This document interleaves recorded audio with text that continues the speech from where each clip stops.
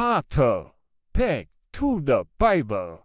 Jika kita tidak percaya kepada kebenaran Tuhan yang menyelamatkan manusia, berarti kita percaya kepada dusta iblis yang menipu, menyesatkan, dan membawa kepada kebinasaan yang kekal. Kekristenan yang palsu. Ada seorang hamba Tuhan yang mengatakan gereja tertentu dikatakan itu kekristenan yang palsu.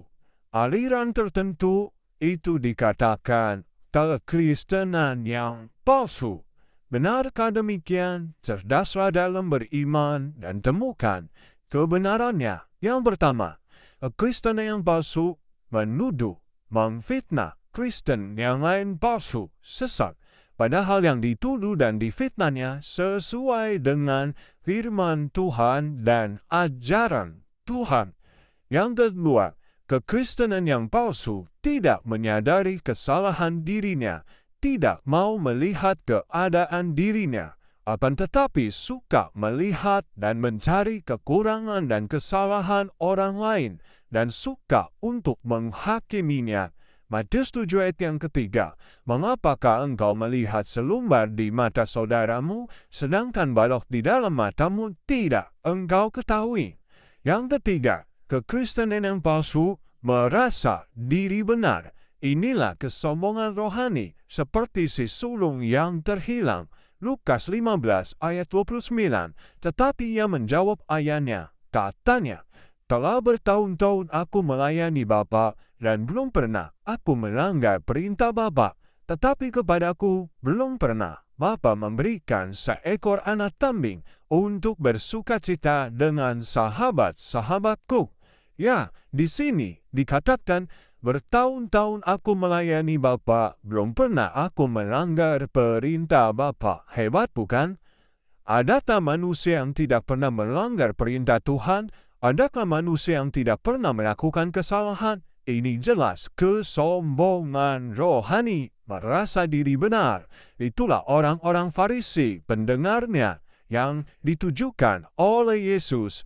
Yang keempat, kekristenan yang palsu tidak memahami firman Tuhan dengan benar, sesuai dengan maksud Tuhan dan tuntunan dari Roh.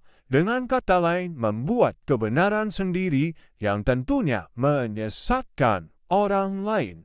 Roma 10 ayat yang ketiga, sebab oleh karena mereka tidak mengenal kebenaran Allah dan oleh karena mereka berusaha untuk mendirikan kebenaran mereka sendiri, maka mereka tidak takluk kepada kebenaran Allah. Yang kelima, kekristenan yang palsu jelas pasti munafik.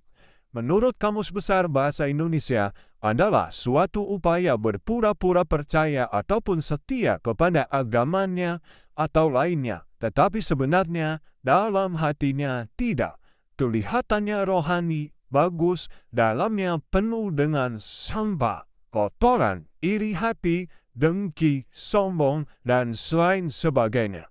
Kelihatannya seperti nabi, tetapi hatinya picik dan licik. Filipi 3 ayat yang ke-8, malahan segala sesuatu kuanggap rugi, karena pengenalan akan Kristus Yesus Tuhanku lebih mulia daripada semuanya. Oleh karena dialah aku telah melepaskan semuanya itu dan menganggapnya sampah. Skubalon, yang berarti tai, kotoran manusia, supaya aku memperoleh Kristus.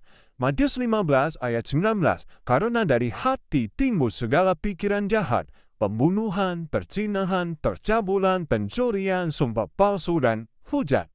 Yang keenam, kekristenan yang palsu kelihatannya, penampilannya Kristen, tetapi tidak mengikuti ajaran Yesus dan teladan dari Kristus.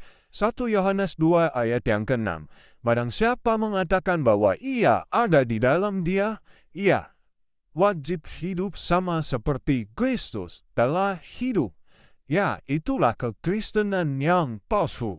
Tidak menyangkal diri dan memikul salib. Matius 16 ayat 24. Kristen yang sejati menyangkal diri. Hidupku bukannya aku lagi, tetapi Kristus yang hidup di dalam aku. Galatia 2 ayat yang ke-20. Yang ketujuh, kekristenan yang palsu menjadi pengejek akhir zaman tanpa disadarinya, masuk dalam barisan kumpulan pencemooh. Mimbar gereja dijadikan ajang serangan ke gereja-gereja lain, hamba-hamba Tuhan lainnya.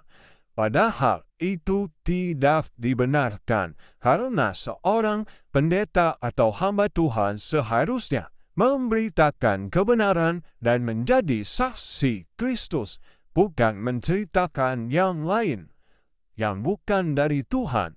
Padahal kita semua adalah satu tubuh. Kristus adalah kepala gereja. Apakah sudah lupa firman Tuhan? Atau sudah pikun? Back to the Bible. Kembalilah kepada jalan yang benar. Jangan mengikuti ajaran-ajaran yang menyesatkan, karena itu akan membuat kotoran dalam pikiran hati manusia. Ya, cerdaslah dalam beriman dan temukan kebenarannya.